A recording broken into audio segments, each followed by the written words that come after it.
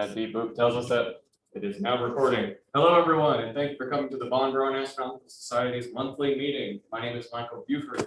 I am the current vice president of the organization.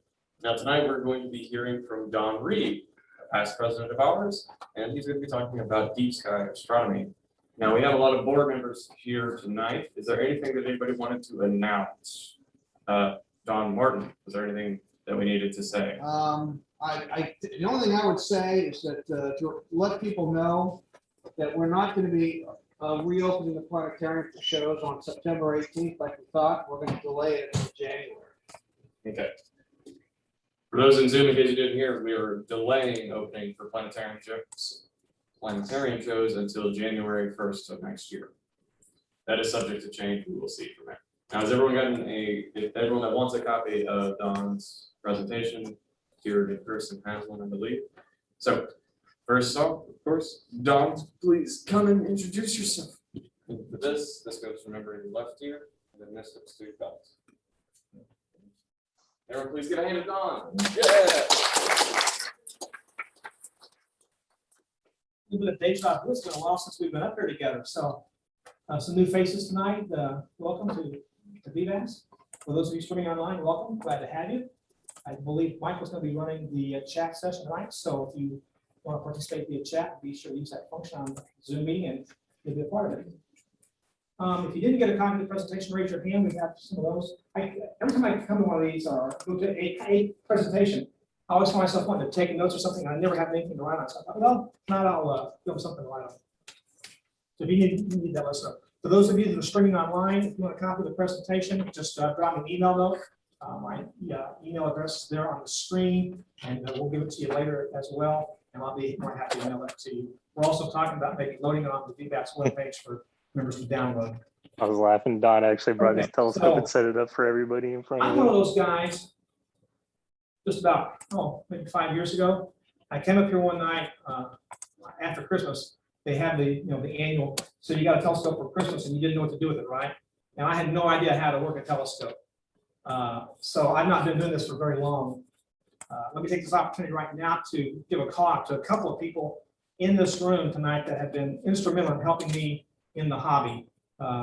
First and foremost, Mr. Frank Shank has been a mentor of mine for years. That guy is an expert, probably has forgotten more about astrophotography than I know. So if you have a question about lunar or planetary photography or deep sky astrophotography, go to him.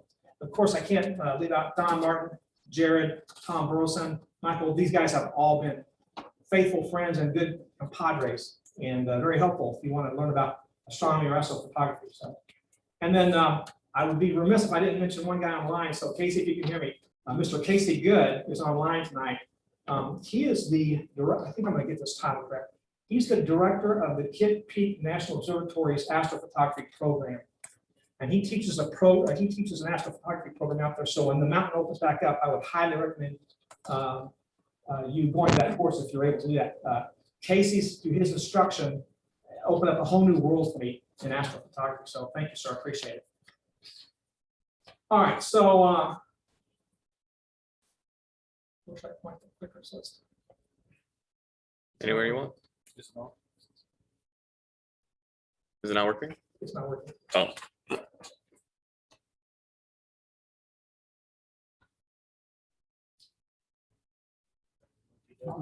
What? It was just working.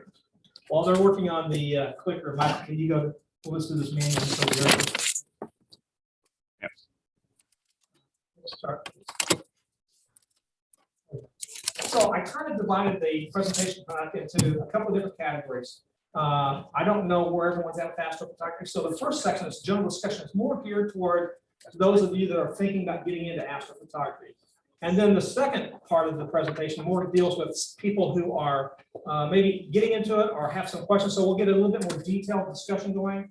And then, of course, I'll take you through my configuration and then kind of show you some pictures that I've taken. And I call that part of the presentation the good, the bad, and the ugly, because I'll showcase some of the mistakes I've made and some of the lessons that I've learned. So I thought that might be helpful to you. Hey, Jared, it's supposed to be my touch because it's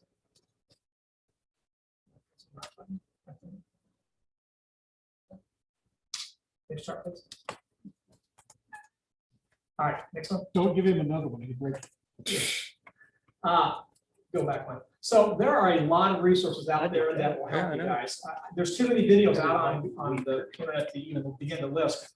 But there's a plethora of books out there. I've got several of those books here behind me. Those of you online, all those books are available online. And I've already talked about the Kitt Peak Visitor Center. Hopefully they'll be opening up soon. So if you want to go out to their courses out there, or maybe just visit the mountain, I would highly recommend that. It's wonderful, a wonderful experience.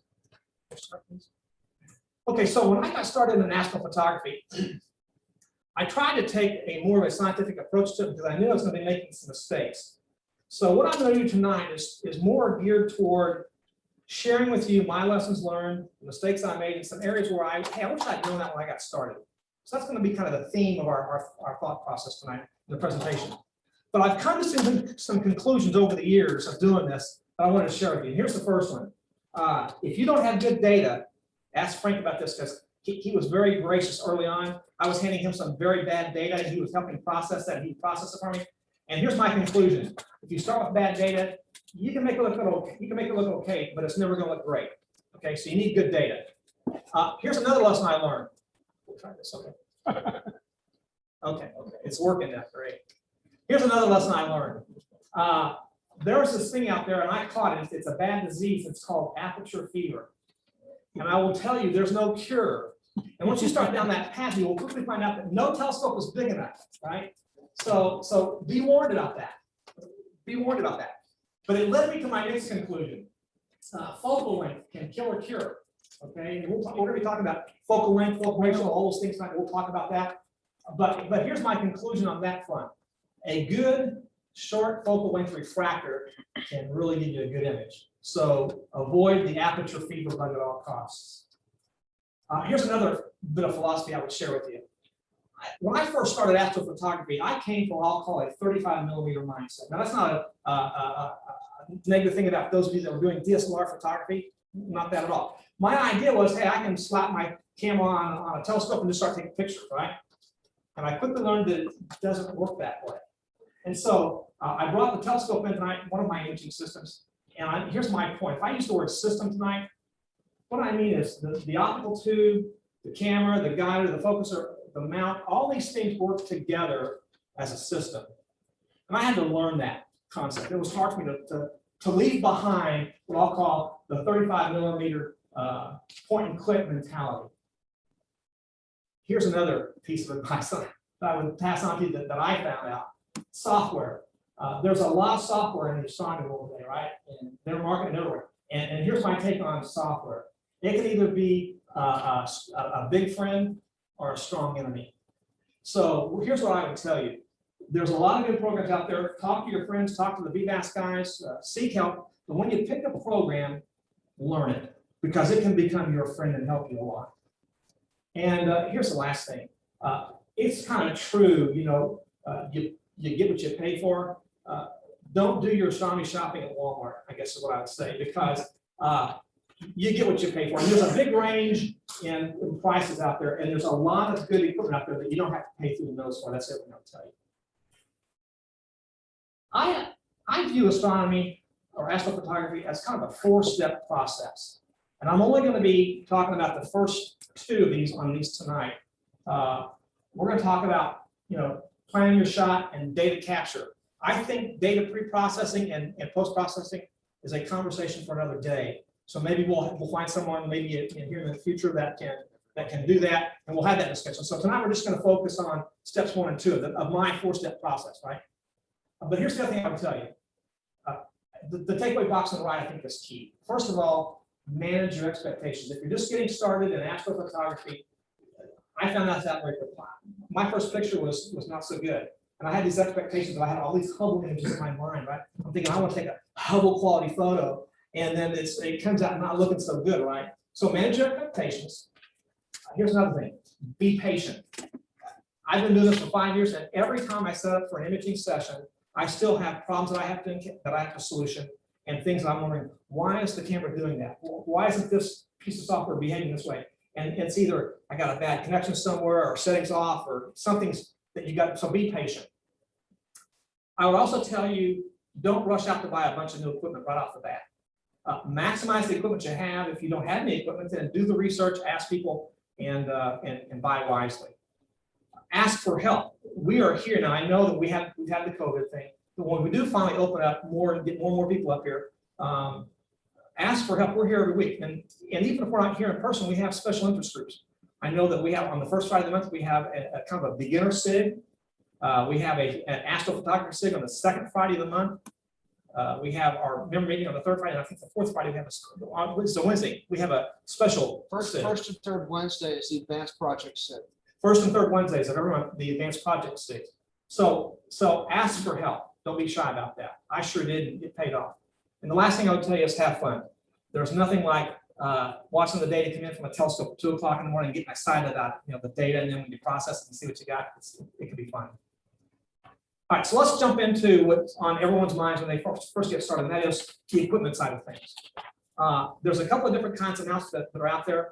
Frank did a wonderful job last month talking about the alpha azimuth mounts and equatorial mounts. I'm not going to kind of repeat a lot of what he said, but I would say this.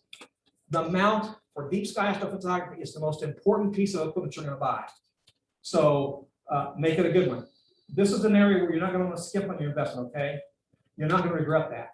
And the other piece of advice I would give you is buy an equatorial mount. An alpha azimuth mount is good for other uses and it does a good job. But for what we're talking about tonight, you need an equatorial mount. Now, I'm not going to walk through all this because it's too detailed. So I kind of designed this chart to have it, you can take it with you. But there's some things that you want to look for in a good mount.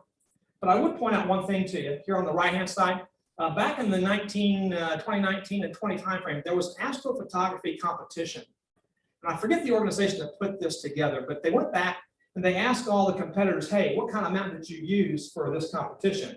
And you'll see there, by and far, Skywatcher was the preferred mount.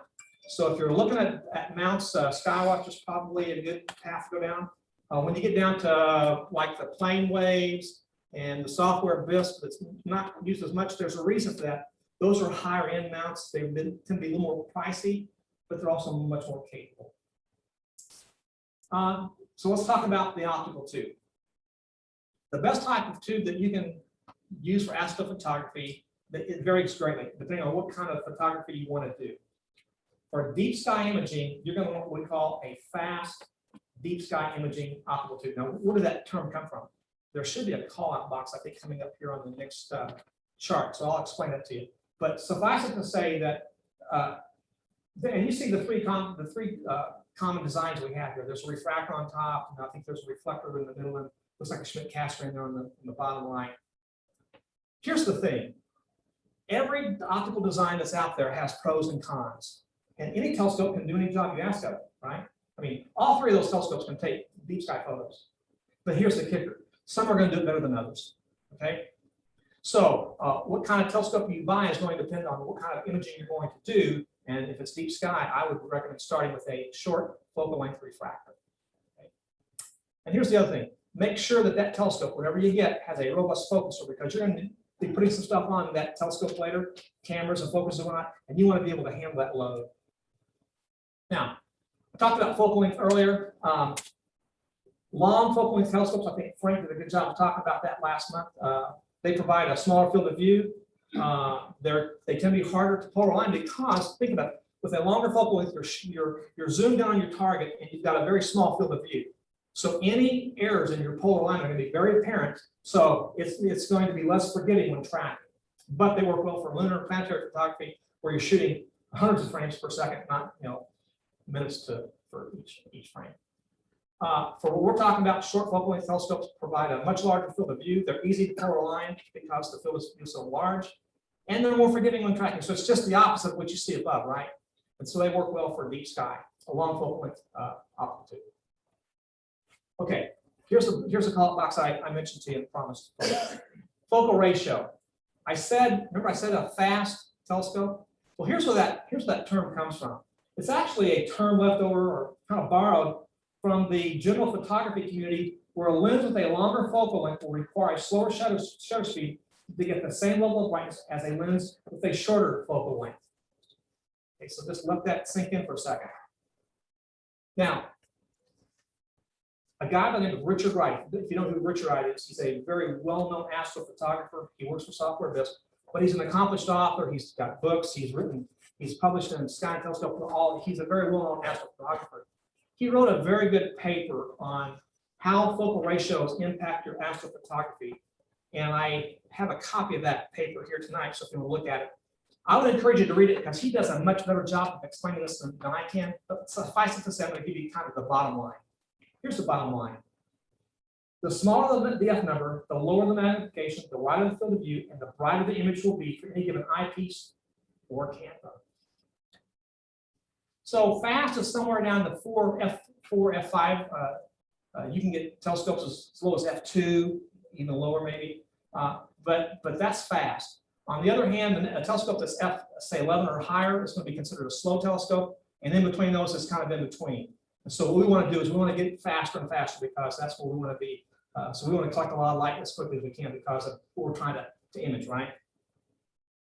Another question I get a lot is, what kind of camera should I get? When I first started astrophotography, I started with a one-shot color camera. I found it was very easy to use, but it had some issues. They tend to be less sensitive to collecting light, so your exposure times make it be a little bit longer than a monochrome camera. They tend to be vulnerable to light pollution and poor seeing. On the other hand, a monochrome camera is just the opposite. They're a little bit more complex to use, so there's a learning curve associated with filter wheels and that sort of thing, and picking filters, but they give very good performance. They're not as vulnerable to the other conditions that I mentioned above. So that's the route I would recommend you go if you can. But here's the one thing that I found out the hard way. Okay, you can bend a one-shot color camera. We'll talk about camera bending, what I'm talking about in a couple of charts. You can bend a one-shot color camera, but when you do, you lose color. You're going to get a black and white image. So just keep that in mind. There's also some other hardware you're going to need. We don't have time tonight to go into all this, but I will hang around after the meeting if you have questions. But this is kind of a list of some things I put together that you're going to need to think about. Your focuser, your guide camera, an off-axis guide. There's pictures here on the right of most of these things are. Think about power distribution, data distribution for your system. It's a system, right? And then do control. So those are some other things, some other pieces of hardware you're going to need to be thinking about doing. Now, capture software. There's a lot of software out there. When you buy a mount or a camera or a focus or any piece of equipment, chances are the manufacturer of that device is going to give you a piece of software to go with that component, right? So you can load that software onto your laptop and you can have it there. And then you're set to control all your devices. Now there's a piece of software out there called PhD2, and I believe that stands for Push Your Dummy. I like those dummy books. I love them. They're great. They're good learning tools. But it's free software. It integrates well with other software programs. But what it does is it controls your guide camera for you. And so it's free. It's got a really good user interface. With those two pieces of software, the first two bullets, you can do astrophotography. Okay. Now you may be out there at 2 o'clock in the morning when your telescope wants to do a meridian flip. So what you can do to avoid that and maybe get some sleep at night is you can go to this third bullet, and there are software programs out there that automate your imaging session for you. It does everything from slew your telescope, focus your telescope, center the target, take the picture. It does everything for you. So you can set your system up at 9 o'clock at night or 8 o'clock at night, whenever it gets dark. You can put everything and start it, and then it's going to be autopilot until you get up the next morning. And there's a couple of programs that do that very well. I use one called SGP, which is Sequence Generator Pro. There's another one out there called ACP, and there's probably others. But you see all the things that it does for you. So I'm to the point now where I'm getting old, and it sure is nice to be able to sleep sometimes. And I'll occasionally get up in the middle of the night just to kind of peek at the telescope, but I'm not babysitting it, all night long. Let me just kind of pause there. So that's kind of quick and dirty, the beginner discussion. Yeah, Michael. Casey said that you did in fact get his title correctly, and that Kit Peak will most likely be opening on November 1st. Okay, so thank you, Casey. Appreciate that call out. Sounds like Kit Peak will open on November 1st. So again, if you get a chance to go out there, I would highly recommend it. By the way, that guy is phenomenal. That man knows astrophotography forwards and backwards. So you did good, sir. All right, let's get into a little bit more detailed discussion now. The things I'm going to talk about now are some areas where I wish I knew more about this when I got started, because I kind of came into astrophotography not knowing anything. I mean, these guys had to say, Don, see that star over there? Yeah. Well, that's Polaris, that's the North Star. Oh, okay. And here's how you set up your telescope. This is called a counterweight, Don, you got to know that, okay? Gotcha. So the first thing if I had known more, I would have done a little bit more research, but this whole thing about field of view. The moment you slap a telescope or a camera onto your telescope, the amount of sky that you can see with this system has been determined. And it's primarily determined by two things. The focal length of your optics, which we've already talked about previously. And then the other thing is the size of the chip. And those two things working together will determine your field of view. In other words, how much of the sky can you see? And there's a nice little handy equation there for you to look at and to know if you want to determine your field of view. But I think the graphic, the little picture there speaks volumes. I picked M31 on purpose because I once took a picture of M31 and I couldn't figure out why my photo looked like that center block there. I mean, I was getting the core of the galaxy, but none of the spiral arms. Well, my field of view wasn't right. So just keep in mind that deep sky objects range greatly in size. I'll give you an example. If you're familiar with the Ring Nebula, M57, and you compare it to M31, which I'm showing on the screen, those two targets are very different in size. M57 is tiny compared to M31. So what I would recommend you do is each month, Mr. Martin puts out a newsletter, our monthly newsletter, and he'll typically put in there a list of deep sky targets. And off to the side, you'll see one of the columns he's got, it's got the angular size of that particular target. Pay close attention to that because I've also flew to a target and it's so tiny that I really can't do anything with it. So field of view can become a factor in what it is and know your target. These are some topics I really hadn't given much consideration to at all, but they are important nonetheless. Now they're not related. I put them on one chart to kind of save space on the printer and the charts. But the first one is back focus. Every optical tube has, and you need to check with your manufacturer, a certain amount of back focus. In other words, where is the point of perfect focus for this optical system? And oh, by the way, if you use a field pattern like I have here, or open reducer, it changes that. Okay. So what this graphic is showing you from the last optical component that you have, there's going to be a given distance where that optical train is going to come into perfect focus. And that's where you want your sensor to be.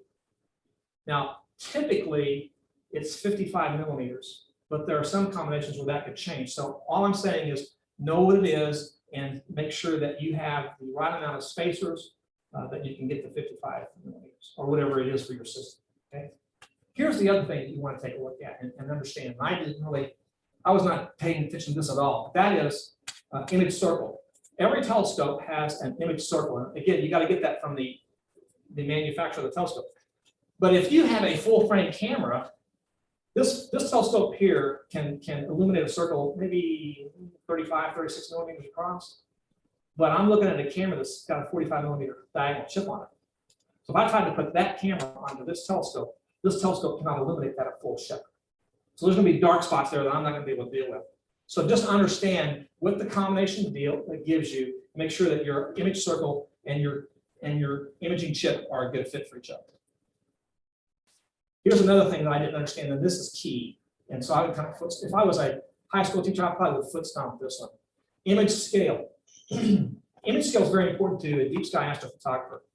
Image scale describes how many arc seconds of sky that are covered by each pixel in your camera. And that's important. I'm going to kind of show you in the next couple of charts why that's so important.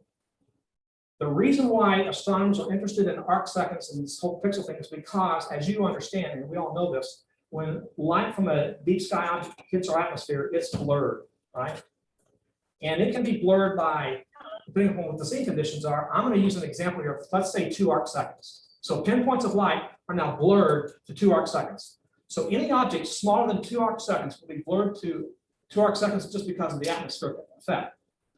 So what you want to do, and I have a backup chart in my presentation for this, you want your image scale to be 1/3 to 1/2 arc seconds of your average seeing conditions. And I've done a lot of reading on this. Mr. Casey is trying to explain this to me a couple of times. I don't fully have my head wrapped around it, but I just trust the equation is true. But let's say that here in Huntsville, our typical seeing is 2 arc seconds, okay, on average. It can fluctuate because of seeing conditions. But if it's 2 seconds, you want your image scale of your system to be 1/3 to 1/2 of whatever that is. So a third of that would be about 0.7 arc seconds, right, per pixel, to maybe 1 arc second per pixel. And I'll show you the impact of this here in a couple of charts.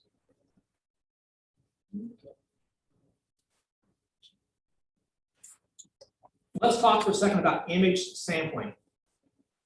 You'll hear astrophotographers use the term undersampling or oversampling. Here's what they're talking about.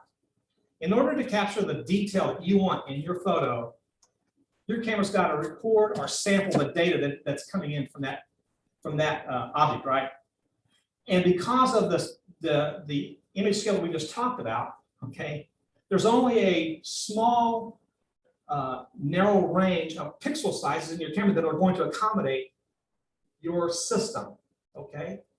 Now I'm going to show you a chart here coming next, but let me just, if you are undersampling, if your system is undersampling, what that means is you've got too few pixels to capture the resolution that your telescope is giving you. If you're oversampling, the light's going to be spread over more pixels than you need it to be, okay? And many times that's going to increase your exposure times. And so I've given you some examples here of what that looks like. So the star to the left is going to look blocky and square. If you zoom in on your photo, that's going to be the result of undersampling. If it's bloated and round and kind of fuzzy, maybe you're oversampling. So you want it to look like something like is what you see in between, okay? Now, the ADIC guys put together this chart, and I love it. Let me tell you why I love it. It brings everything together into one picture. Forget about their cameras on them. They're trying to sell you cameras, but here's the deal.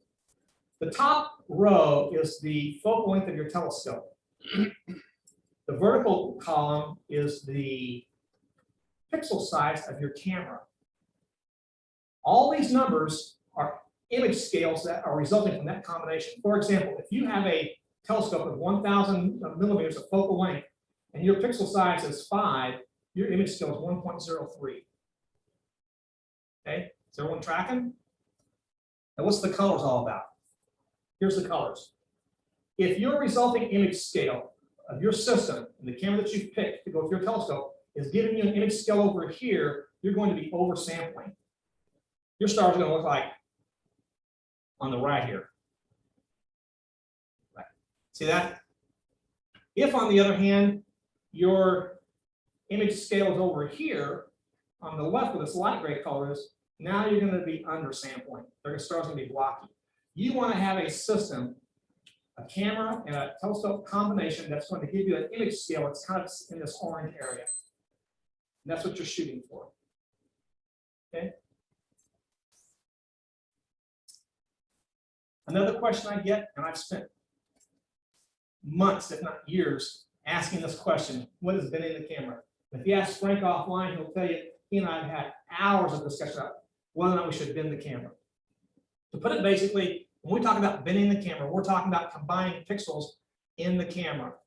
And it's the technique of combining pixels together. And so the example would be, if you're bending the camera 2 by 2, you're taking 2 pixels by 2 pixels and you're combining them into 1 super pixel. Okay. Now what that does for you is it makes that pixel much more sensitive to light. So it's going to be much more sensitive, and it's going to increase, it's going to lower your exposure times to make your camera more sensitive. Okay, that's a positive. But that positive comes at a price. And here's the price you're going to pay. It lowers the resolution of your camera because it contains fewer but larger pixels. For example, I give you an example. If you put a 16 megapixel camera onto your telescope, and then in your image session, you are bending your camera 2 by 2, you just took your 16 megapixel camera down to 4 megapixels. Okay? And here's the other thing it does. It changes your image scale. Remember we just looked at image scale? This system right here has an image scale at bending one of 1.4. Okay? This telescope right here and this camera combination have an image scale of 1.4. When I bend the camera 2 by 2, the image scale goes to 2.8. So what am I doing now? I'm kind of getting over here to the left where I might be under that. I might be getting over here to where I'm undersampling. Okay. So just be aware of how this system interacts and what changes you're making to the system, how it's going to impact your photo. Okay. Auto guiding. All mounts have periodic error. I don't care what mount you buy. You can buy the most high-priced mount there is on the market, and it's going to have a certain amount of periodic error. It's just inherent in the mounts. Mount accuracy is measured in arc seconds. The average mount that you can get that's probably considered a good mount is going to come from the factory with anywhere from 15 to 20 arc seconds of periodic error. That's just from the factory. Now, that's an approximation. Don't write that down. These aren't engraved, so I'm trying to give you an idea, okay? A good mount, this mount right here, the Paramount, this is a Paramount MX Plus. They market this mount as having 7 arc seconds of accuracy, and I've gotten it to 7 arc seconds, okay? And with periodic, or with encoders on them, this one won't accept encoder. But if you get a mount with an encoder, you get sub-arc second accuracy, okay? Now, so with regards to auto guiding, on this particular system, if you came in later, you can see, this is the guide camera right here. This blue thing is the imaging camera. This is the guide camera. There's 2 ways you can mount a guide camera to your system and have it make guiding corrections for you. You may have seen a telescope that's got a piggyback up here. It's got another telescope riding on top of it, and then the guide camera would be in there, and that's how you can mount it. The other way is through an off-axis guide, and this is an image right here. An off-axis guide. See this device right here? Okay. If you're online and zooming, you probably can't see my laser pointer, but I'm pointing to the component that's just to the left of the camera that says QSI. That's an off-axis guider. It'll fit up here in your imaging tray, and your camera goes in there, and it picks off the light that way. And there's advantages to those pros and cons to each of those approaches. But here's the deal. Your goal in auto guiding is to keep your total guiding error below your image scale. So when I'm imaging with this system here, I have a software program that shows me my total periodic error after guiding corrections are taking place.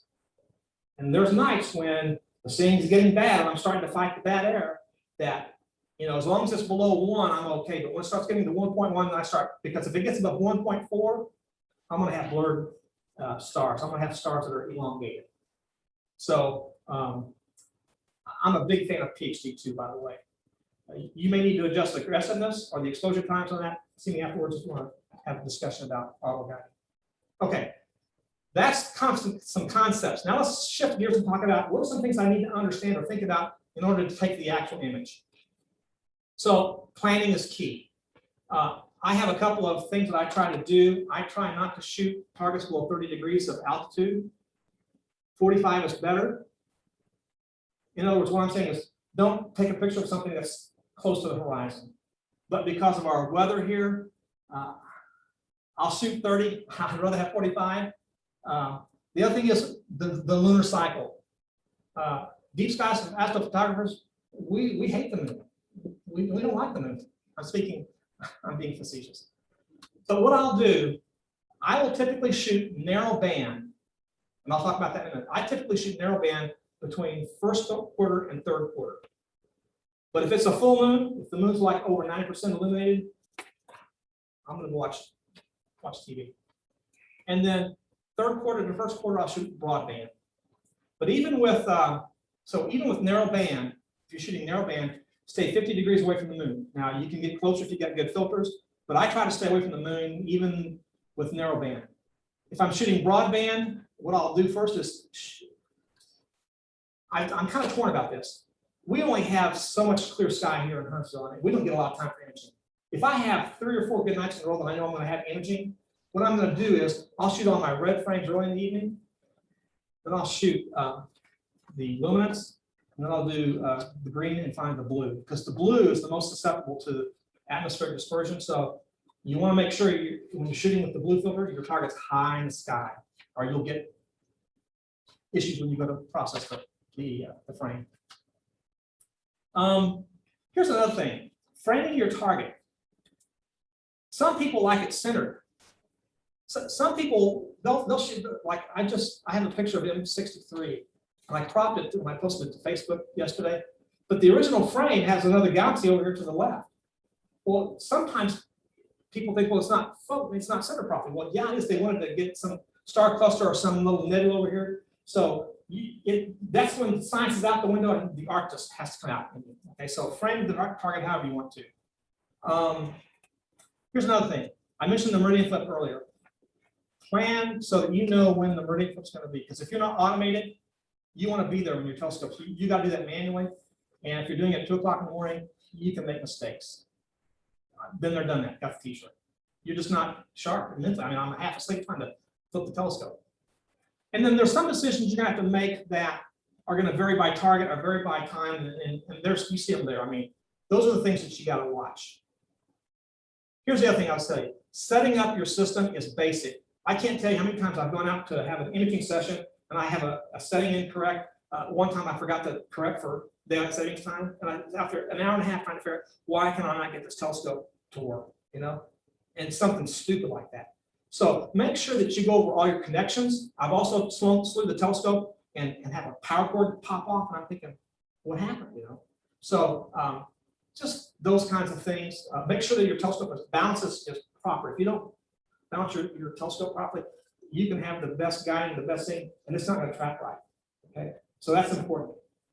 Check your settings, your date, your time, all those things, your location. One time I go out to Colorado and I'm kind of playing with the telescope, right? And I come back to Huntsville and I forget to tell the telescope, oh, I'm back in Huntsville. And it still thinks it's in Colorado. And again, I'm trying to figure out why doesn't it work properly? Well, you got to tell the telescope where it's at.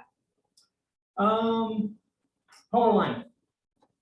I know that for me, when I was first starting out, this was I had a Freudian block with polar alignment. How do you polar align your telescope?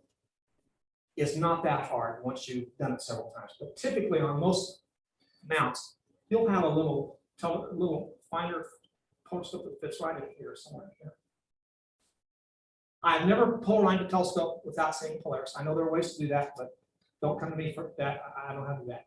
But find Polaris and get Polaris roughly centered in your viewfinder. Now, here's the key. You see the little X's right there? Polaris is about 0.7 degrees off the north celestial pole.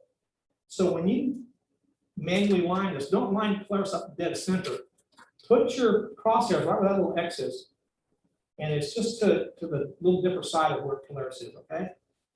If you do that, and then do your 2-3 star line, whatever your mountain has you to do, then you're going to be closely enough polar aligned for astrophotography. Now, what trips up a lot of people is in this process that your mount people have you do when they do the software. They'll say, "Hey, align the telescope with your hand controller, and then hit the next step, and the telescope's going to go off a little bit, right?" Then you're making the adjustments down here mechanically to center the star. Okay, but it's not that hard. By the way, bring your telescope up here on a Saturday night if we're open, or if you have a members meeting and it's clear. Any one of us can help you pull in telescope and walk you through it a couple times. It's not that hard. Focusing, again, it's not that hard. I have here a little tool I'll show you for if you're doing manual. Just first of all, get it close visually, and then if you don't have an electronic focuser like we have here, then use this. This is called a bot mouth mask. You just place it over your tube like this, and you want for the bot mouth mask. You want it to look like these, like that center in focus thing there. See that? So your star may start off like it is here to the left, but after you manually focus it and then you put the bottom off mask on and make the final tweaks, you're going to be in focus. If you're automating your focus, your software is going to build what we call a V curve. This is a screenshot here from Sequence Generator Pro, and it's all automated. Framing and subframes. You know, here's my advice on framing and subframes. It's all about total integration time. With a one-shot color camera, it's going to vary by target, but I will tell you, look at your histogram. See this bottom graphic here? If your histogram is the side to the right of the left side of the graph, that's a good exposure. Just start getting as many of those as you can with a one-shot color camera. Same thing if you're shooting monochrome. It's still all about total integration time. I went through a phase in my life where I was trying to substitute hydrogen alpha for luminance because the HA is always so crisp and clear, and it does add a lot of clarity to and good resolution to your image, but your color's not going to come out because the HA is a very limited part of the spectrum. You don't have all the color to there that you need. So getting a lot of L is what you need to do. I will do anywhere from a 4 to 5 to 1 ratio of luminance to RGB frames. So I've got a whole lot of luminance frames and very few color frames. You only need enough color to get the job done. And this last bullet here, these are just general rule of thumb for total integration time. Obviously, the brighter the object, the less integration time you need, but for star clusters, maybe 5 hours, galaxies are 10, nebulae, depending on what you're shooting, anywhere from 15 and up. On some of the stuff I've shot, if you've been watching Facebook, I've got upwards of 30 hours of integration time on one target. And that's hard in Huntsville. Okay? Need a bigger telescope. All right, let me walk you through I'm going to let you guys read this. I was talking about this with when Jen was here earlier. Take a minute to read this little cartoon. You know, don't let it be said that astrophotography causes disharmony in your relationship with your significant other. Now, I'm fortunate because my wife sitting here is a science teacher, and so she's giving me the green light every time I want to go out and buy something. She says, "Yeah, I get the best." So keep your other person happy. I have two configurations I use. I use the same mount for both telescopes. What you're seeing here is my Explore Scientific 2. I'll show you that in a bit. I use an Eagle focuser. This is my Eagle focuser. I use a Starlight Express guider. I'm going to get an APX60 Attic camera when I hit it to market. You see the QSI camera here, and I use Moonlight focusers on both of my optical tubes. By the way, Optec makes good. There's other brands out there. I'm not saying that this is the only brand that you should get. No, it's just what I chose. But there's a lot of good hardware out there. For power distribution, I like the rig runners. The Anderson power poles work really well. I highly encourage those. So that's my basic lineup of equipment. Now I have paired this particular camera with this optical tube to get the right image scale. We'll talk about that, right? And you can see here, this is a native 6 megapixel camera, 6.1 megapixel camera. If I bend it at 2, I take it down to 1.5.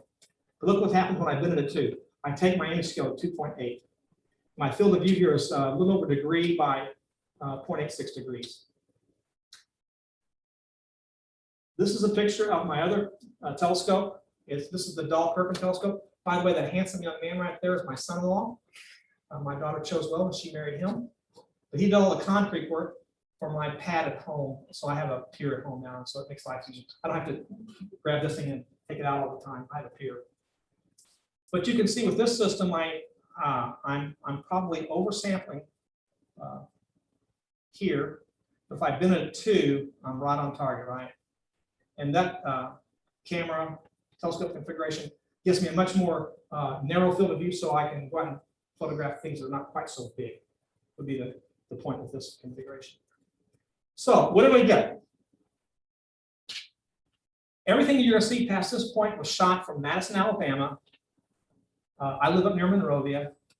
My house, I went on Google Maps, I'm right at 750 feet of elevation, and I've got 4 skies, Bode 5+, almost Bode 6 skies here, right?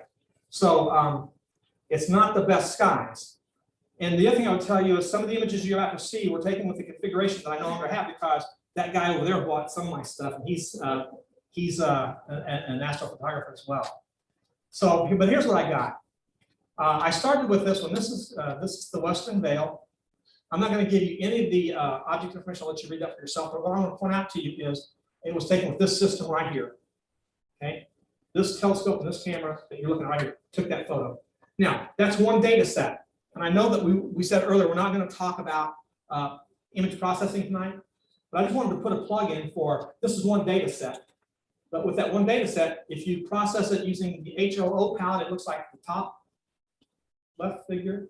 And then if you process it using HSO palette, you get this one, and you get the idea here, right? And then the SHO is the bottom left. By the way, the SHO palette is commonly referred to as the Hubble palette. And the other thing I would point out to you here, this is 4 hours of exposure time. Total exposure time of 4 hours. It's a fairly bright object. And it's fun to photograph. Anybody play Pacman? That's back in 1980. I'm trying to date myself. But for those of you that don't know, there was this computer game that was called Pacman, and this nebula kind of looks like it. But again, you can see here, much longer, 16 hours. This is a magnitude 7.4 object. The image scale is going to remain the same, and you can see the breakout of the time there. Now, why would the HA be so much lower than the oxygen and the sulfur? Well, because most of the material in the universe is hydrogen. I mean, there's a lot of hydrogen out there, and it typically is a very strong signal. And so, again, it's called almost like the LRGB concept. I'll shoot a lot of very little hydrogen and a lot of oxygen, and sometimes little to no sulfur. Depends on what the object is that you're shooting. This is an object called the Horsehead Nebula. Shot this last fall, but again, 16.9 hours of total integration time using this camera right here. 6.8. It's in the Orion Nebula. A lot of people get focused on M42. So I found this and decided to shoot. It's kind of a neat little nebula. This is the Pelican Nebula. Again, 12 hours of integration time here. Shot this camera here and this telescope combination. That's a magnitude 8 object. By the way, sometimes it's almost harder to shoot the dark nebula, things that have dark clouds in them, because you want to make sure you get some of that detail. Like this little gold area right up here in the upper right was kind of hard to get in the process and bring out, but that's what I was after. I don't know what this little guy is here looking over the shoulder. I had one guy on Facebook said, "What's that demon-looking thing looking over the Pelican shoulder?" And I said, "I think that's his baby." This is probably one of the most iconic photos. The reason why I chose to lay this chart out the way I did, it shows you what the Horsehead looks like in broadband, which is the photo here on the lower right. This image was shot using the Hyperstar system that Eric now has, and it was processed and photoshopped by Frank. The photo on the left, the larger photo, is the narrow band. Same target, but a shot at the narrow band. But it's a total of, I want to say, 26 hours of total integration time on that target. Here's the Trifid Nebula. This is in Sagittarius.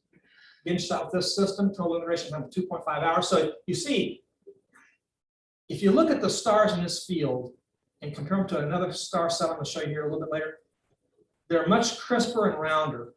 And it's because of the seeing conditions. On this particular night, the seeing was exceptional. And it shows up. I only got 2.5 hours on the target, and it came out to be a pretty good photo. I kind of like the way it turned out. Here's the bubble. Shot this camera, same camera, but look at the stars. What do you see the stars? I shot this camera, but I was using a different telescope. See where it says Dog Kirkham? See the diffraction spikes? Yeah. Image scale of 0.8. That should be right in the sweet spot, right? For Huntsville. Look how the stars look kind of bloated.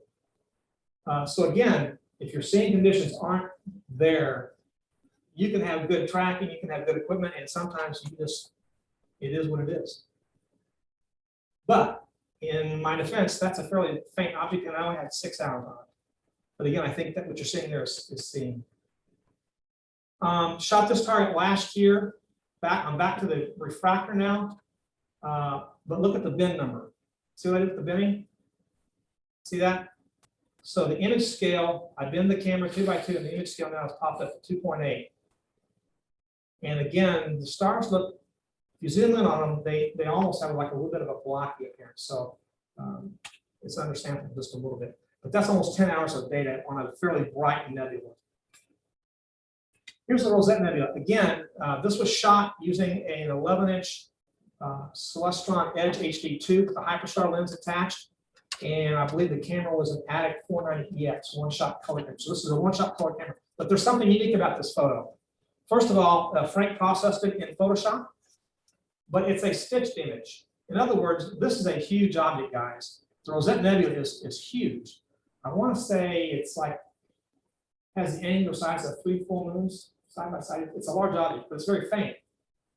So what we did was we shot 2 frames and then we pulled them and stitched them together using a program called Microsoft Ice. And it worked out quite well. Again, this is an example of the North American Nebula. You see the broadband object on the top is the North American Nebula, shot with a one-shot color camera. This was also shot with an 11-inch edge HD tube with a Hyperstar lens, so it's an f2, and it was a Attic 490X camera. I don't have the total exposure time. I want to say we shot 1 hour, 4 different frames. So remember the Rosette was 2 frames stitched together? This is 4.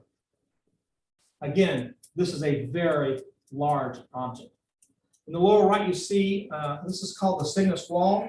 It's the same area here. It's kind of, if you look at the top frame, see Central America here. This is just a blowed up version of that section of the North American Nebula. This is the narrowband version of that same target.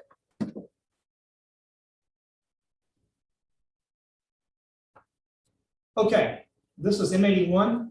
Again, shot with the this camera with the Bell Kirkham telescope. So I'm not talking this optical tube here. So you see, I shot it at bin 2, image scale of 0.88, and this is 5.5 hours. It came out pretty good, but again, the seeing, see how the stars are a little bit bloated? That's the seeing conditions. This is the Andromeda Galaxy shot with this telescope with a different camera. This was shot with a ZWO one-shot color camera. That camera, by the way, I like ZWO, but the one-shot, the ASI 071 camera has a known issue with frosting up if you live in a moist climate like we do. It works well if you live in Arizona or Colorado, but that camera is not a good camera for the East. But after 2.5 hours or 2.1 hours on M31, this is what you're going to look at. Okay, so everything you just looked at was shot from here in Alabama. Some of my friends know that I'm also renting time on a telescope out west. And it works out well because I meet with a group of like-minded astrophotographers. We have a weekly telecon. We talk about targets. We talk about imaging times. We do all the things that we just talked about, and we make all those decisions. And then we go off and we take pictures, right? And we all share the data, so we all get a copy of the data. So it works out quite well. But this particular telescope that I'm telling you about is located in Fort Davis, Texas, near the McDonald Observatory. Unlike Madison, that telescope's up on a mountain at 6,000 feet elevation, so it's in a much thinner sky. And by the way, look at the border rating, 1+. Okay, so here's what we used. It's the same type of mount that you see here, but it's the next bigger sibling of this mount. That's an ME2, and it has absolute encoders on it, and it's a plane wave 14-inch CDK, Bell Kirkham optical design. With that system that you're seeing on the screen there, the image scale is 0.72 arc seconds per pixel at binning 1. We never bend the camera anything other than binning 1. We don't need to. Here's a picture of Thor's helmet. Look at the total integration time. When you are out west and you have a plethora of clear skies, you can afford to park on a target and get a lot more data than what I can do here in Alabama. Total integration time on this target is 31 hours. I couldn't even begin to get that kind of a data set from Alabama unless I spent the entire fall trying to get it. And then it would probably be tough. By the way, it's a Proline FLI 16803 chip. Here's M78. Again, this is only 10 hours of exposure time, but it came out pretty good. This is the Hickson 44 Galaxy group. After only 14 hours of exposure, we got that kind of a photo. I was particularly pleased with this little galaxy guy right here. You show some of this image shows some of the galactic interplay and the gravitational forces at work here between these galaxies.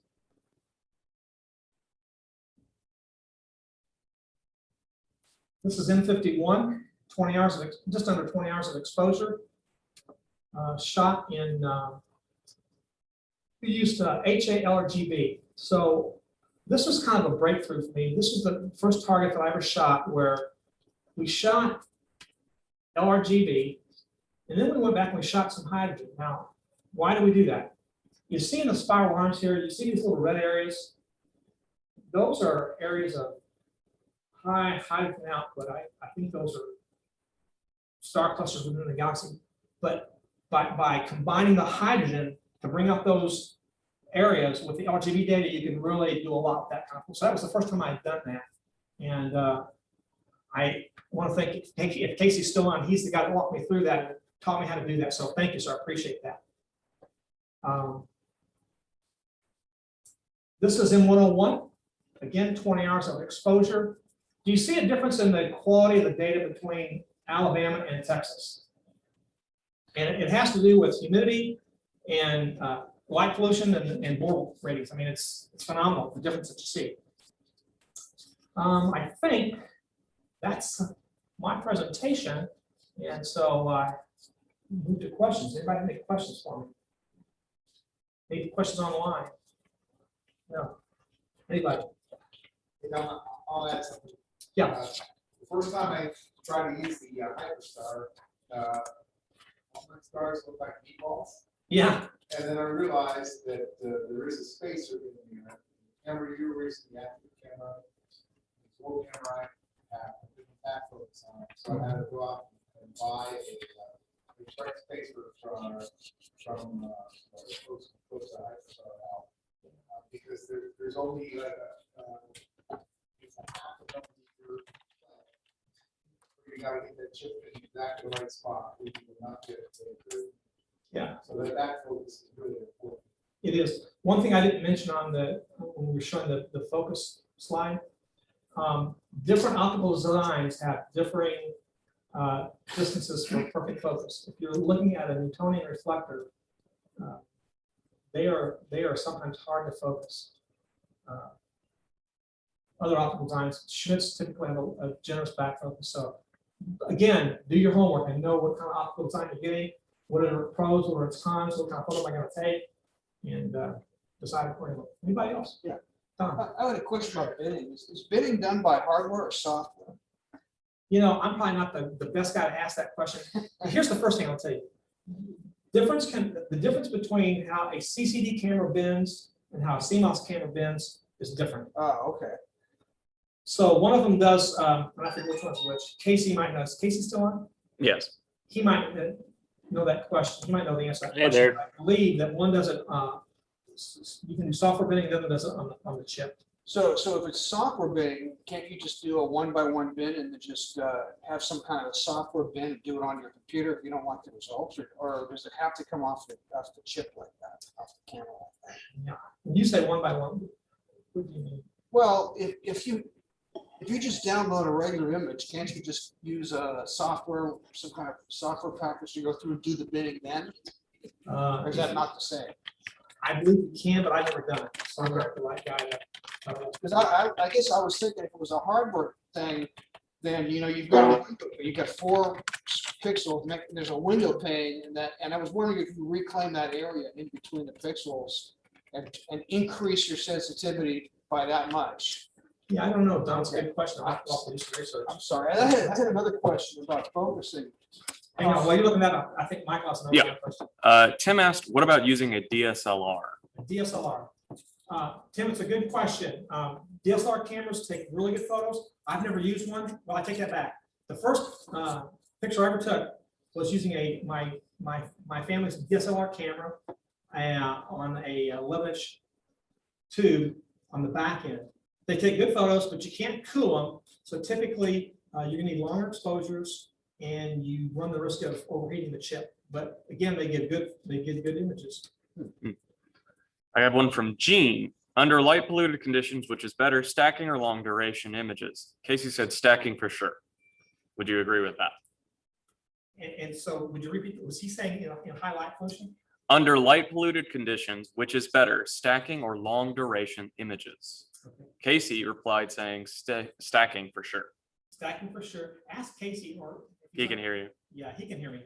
I guess maybe the caveat would be that, does that question assume I'm shooting broadband? If you're shooting narrowband, it might change the equation. I would like to see what Casey says about that. Does Okay. narrowband change the equation? So we'll give Casey a minute to respond to that. Anybody, while Don's holding his, anybody else in here? Yes, sir. Yeah, can you tell me a little bit more about these cases are really done very long exposures, obviously over 8 hours. Are you just worrying about the conditions from night to night before you decide to end this together? That's what goes into this. It's a good question. So let me give you the long answer. You're right. You want to plan so that if you have so much in a row, you can plan accordingly. What I didn't talk about too much, and I think it was in one of the charts, is if you're shooting broadband, LRGB, your typical exposure time is going to be anywhere from, say, 3 to 5 minutes. And you're going to take a lot of pictures and then you're going to stack it. Okay? 3 to 5 minutes per frame, broadband. Narrowband, you're going to start at 10 minutes per frame. And the longest one I've ever gone is 30 minutes, but 10 is probably the low end, 15 is probably the average, 20 is not uncommon. 30 is the exception. So my point is this, you got to really plan to have a lot of good structure to take those kinds of exposures. And what you were saying, like 30 hours on those narrowband targets, is exactly what we were doing. We shot those over probably a month and a half of time. It took us to collect all the data. We didn't do it in 1 or 2 nights. Did I answer your question? I think so. There's a lot in there. Yeah, there is a lot. There's a lot of them. I'm gonna hang around afterwards, by the way, to we get an answer from Casey. Casey said on binning, CMOS cameras only have the ability to software bin with the exception of the new 6200 based chips, but CCDS do hardware. The gentleman is right, talking about Rod Hughes said that software binning in Pixinsight using integer resample. Which I've never done. So that's beyond my pay grade. Casey says that you can resample or bin in post-processing. Casey, I believe that you're unmuted. I believe you can talk. I don't know what you're talking about, Casey. Yeah, I didn't know if anybody could hear me. Yeah. We can hear you now. Yeah. All right. So yeah, the other question regarding stacking under light pollution or long exposures, it's actually better to stack when you're shooting from light polluted skies, because what will happen is the light pollution will oversaturate your sensor faster. And so you'll blur out the detail that you're trying to get. So you actually want to shoot shorter sub exposures, but more of them in light pollution to get over that light pollution. It'll help you bring out the astronomical object better. Casey, does narrowband change that equation, or would you still say that applies to narrowband as well? Narrowband filters out all the light pollution at the expense of only shooting a very small portion of the spectrum. So you typically have to shoot longer subs when you're doing narrowband anyway to get the detail on the sensor, to saturate the sensor with the detail. So yeah, you would definitely want to shoot longer subs with narrowband just by virtue of the filter that you're using. You're filtering out 99.5% of the light, so you need to shoot longer. Great question. Yes. When you're planning an imaging session, how are you able to decide in advance how long your sub exposure should be, or you have to wait to see the sky condition? How do you decide based on the minimum exposure and maximum exposure? What's your thought process there? It's a good question. I typically have a rough idea of what I'm going to do. And so for broadband, I'm going to start somewhere in the 3 to 5 minute range, and I'll take a test shot, and I'll look at the histogram. And basically, I let the histogram guide.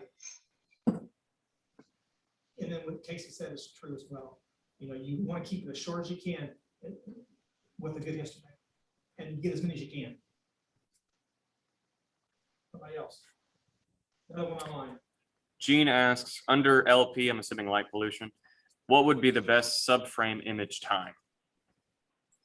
Well, again, I would say look at your histogram, because that's going to vary by target, but you're going to want to go as short as you possibly can, given the light pollution, and get a good histogram. Somebody else? Yes, sir. What was the DC software? It automates your imaging system. It's a program very similar to Sequence Generator Pro, which I and our team, Casey, which is kind of our team lead, that's what we use. But ACP is the other piece of software that it automates everything. I mean, you turn the telescope on, in the evening, you go to bed, it's gonna do everything for you, you wake up with the thing set. And by the way, it even knows that, hey, let's say a cloud comes by and you lose your guide star. It'll go into a failure mode and it will start sampling for however long you tell it to. If you tell it to sample for the rest of the night, it's gonna do that. Typically, if it's over an hour or two, if it still can't find a guide star because it's cloudy, then it'll shut down. And it'll even park the telescope for you, so it's not gonna be here. Pretty cool.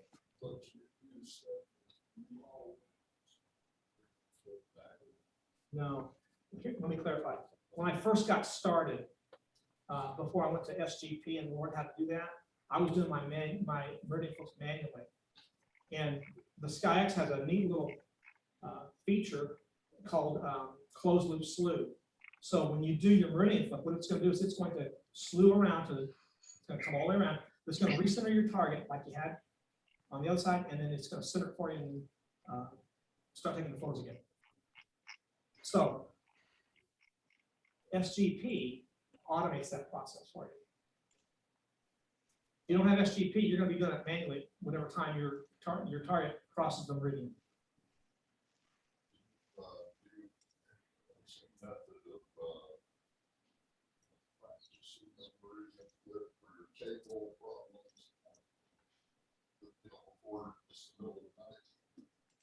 That's a very good question.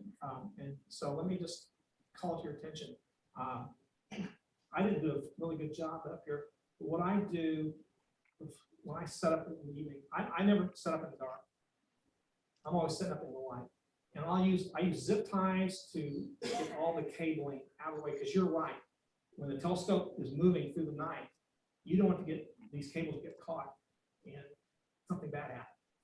So yes, I will sit there and I'll get everything secured, and I'll loosen up the adjustments, and I'll manually move the telescope myself to make sure nothing's going to catch before I start my polar line.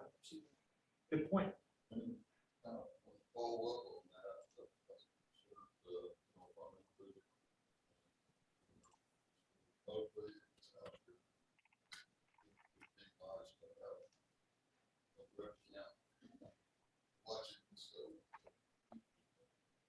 Oh, we do it at a remote facility in Texas. Yeah, I don't, in my backyard, it's on the pier and it's safe. I mean, I've never had a reason to try to, if I'm gonna look in the telescope, I'm gonna look at my laptop and just check on it. I can see everything I need to see in that laptop.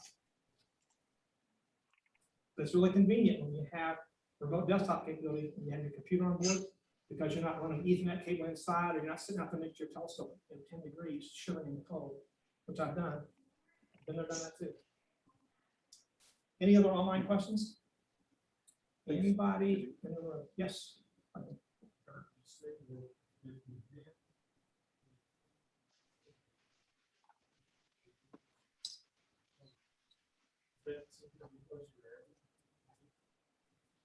What I said, let's go back. Can you go back to the monochrome color that shows the layer makers? Here's what I said. I said if you're using a one-shot color monochrome, you always want to be bin with one, because it's got, that camera's got a layer maker for each. And but if you bin it, you can bin it. You can bin a one-shot color camera, but when you do, you're not gonna get color. You're gonna get a black and white photo. Bin two, or about. By the way,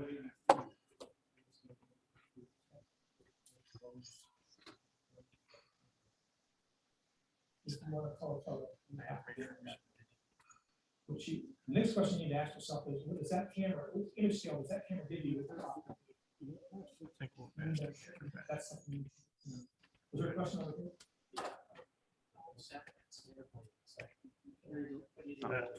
It's a great question. Unless it's really bad,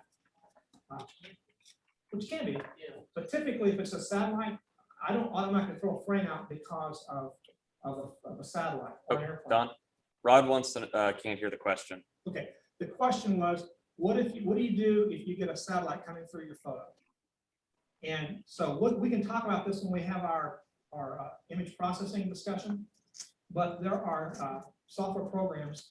PixInsight does a great job of taking that out, and you can still use that frame. Just based on actual presence of not knowing the image. There are the software developers have some sort of an algorithm that's been built into the software, and that software can analyze that frame compared to another clean frame and pull that right out. Yeah. It's a good discussion when we talk about image processing. Don, is this the right page that you wanted? Say it again. Is this the right page? Yes. So back to your question. You see that little graphic kind of displays your camera's sensors, and you got those red, green, blue filters on each pixel.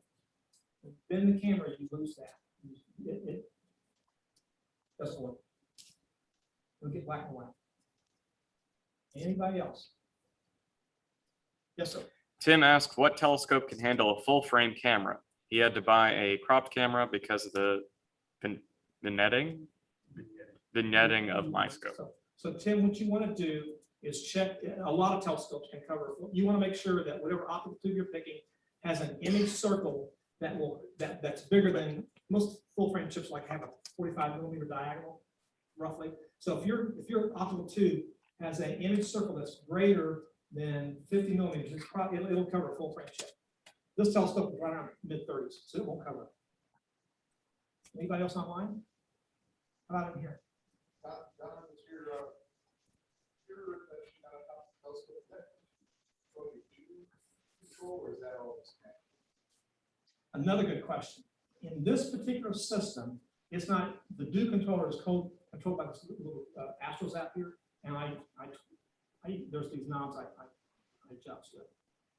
On my Dahl Kirkham, it's a much more sophisticated telescope, and it has built-in warming wires, and it's controlled by the software.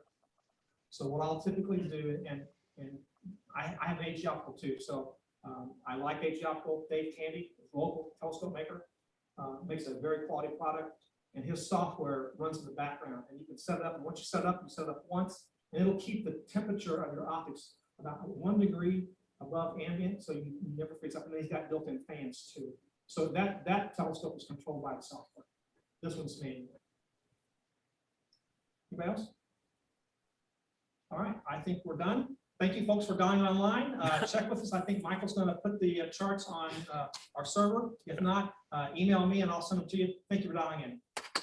Thank you, Don.